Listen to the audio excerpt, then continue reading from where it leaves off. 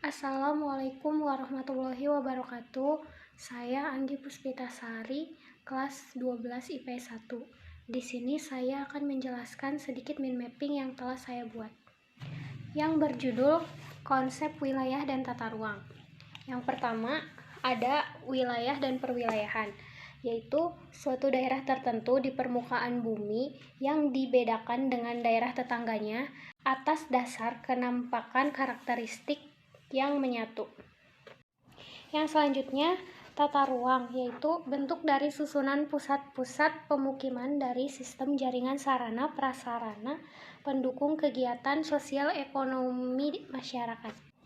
Di sini juga ada pembagian wilayah, diantaranya wilayah formal dan wilayah fungsional. Berdasarkan homogenitasnya, wilayah formal dibagi menjadi fisik dan sosial budaya.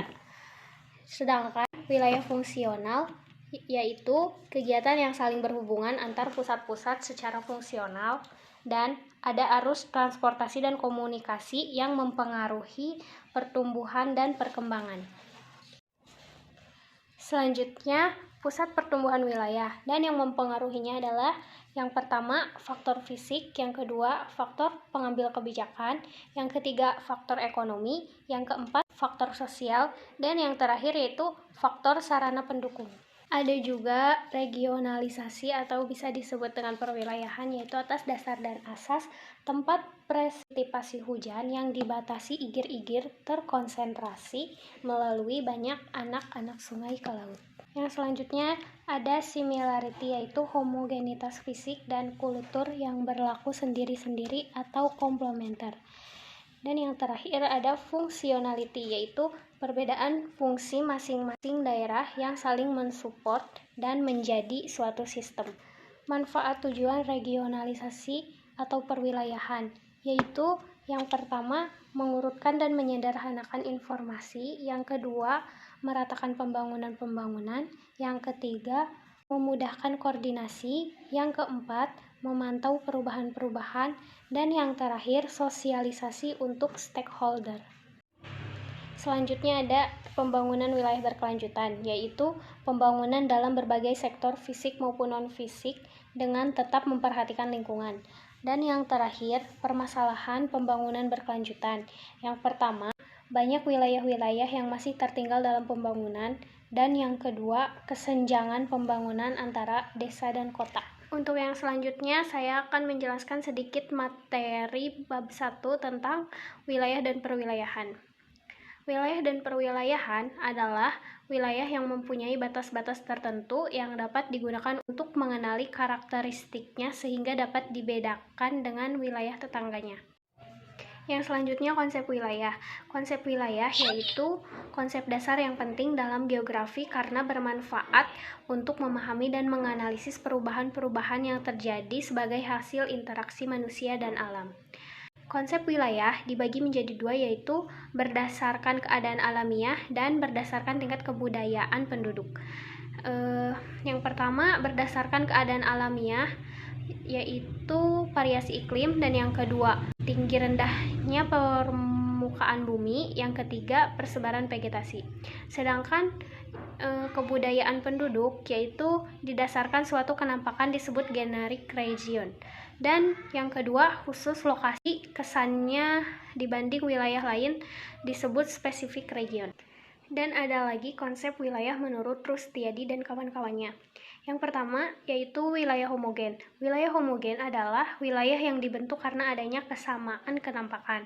Dan yang kedua, wilayah nodal. Wilayah nodal adalah wilayah yang secara fungsional mempunyai ketergantungan antara pusat atau inti dan daerah belakangnya atau disebut dengan hinterland. Yang ketiga, wilayah perencanaan atau pengelolaan khusus, yaitu wilayah yang batasannya didasarkan secara fungsional dalam kaitannya dengan maksud perencanaan. Dan yang terakhir, wilayah administratif. Wilayah administratif adalah wilayah perencanaan yang memiliki landasan yuridis politis yang kuat. Selanjutnya ada tata ruang dan penataan ruang. Tata ruang merupakan bentuk dari susunan pusat-pusat pemukiman dan sistem jaringan sarana prasarana pendukung kegiatan sosial ekonomi masyarakat. Asas dan tujuan penataan ruang yaitu berdasarkan pasal 2 Undang-Undang Nomor 26 Tahun 2007. A. Keterpaduan diselenggarakan dengan mengintegrasikan berbagai kepentingan. B. Keserasian, keselarasan, keseimbangan diselenggarakan dengan mewujudkan keserasian antara struktur ruang dan pola ruang. C. Keberlanjutan diselenggarakan dengan menjamin kelestarian dan kelangsungan daya dukung. D. Keberdayagunaan dan keberhasilgunaan diselenggarakan dengan mengoptimalkan manfaat ruang dan sumber daya. E. Keterbukaan diselenggarakan dengan memberikan akses yang luas-luasnya.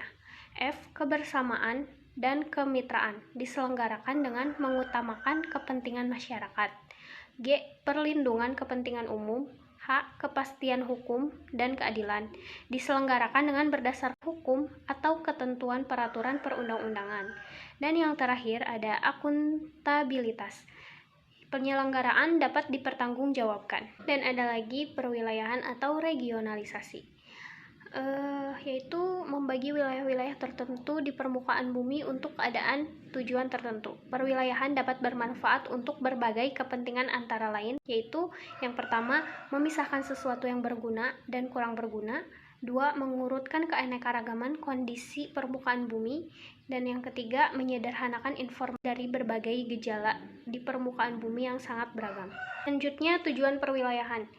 Yang pertama, menyebarkan dan meratakan pembangunan. Yang kedua, menjamin keserasian dan koordinasi terhadap pembangunan.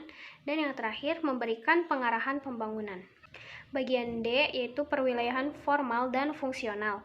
Yang pertama, wilayah formal atau disebut dengan uniform adalah suatu wilayah yang dibentuk oleh adanya kesamaan kenampakan atau homogenitas. Yang kedua, wilayah fungsional. Wilayah fungsional yaitu wilayah geografik yang memperhatikan suatu hubungan fungsional antar wilayah formal yang interdependensi dan batas wilayah tersebut. Berikutnya ada perbedaan wilayah formal dan wilayah fungsional. Yang pertama, wilayah formal bersifat pasif dan statis atau selalu berubah, sedangkan wilayah fungsional bersifat aktif dan dinamis. Yang kedua, wilayah formal bersifat keseragaman atau homogenitas, sedangkan wilayah fungsional menekankan kemajemukan atau heterogenitas. Yang ketiga, wilayah fungsional mempunyai hubungan ketergantungan satu sama lain atau interdependensi lebih tinggi dibandingkan dengan wilayah formal.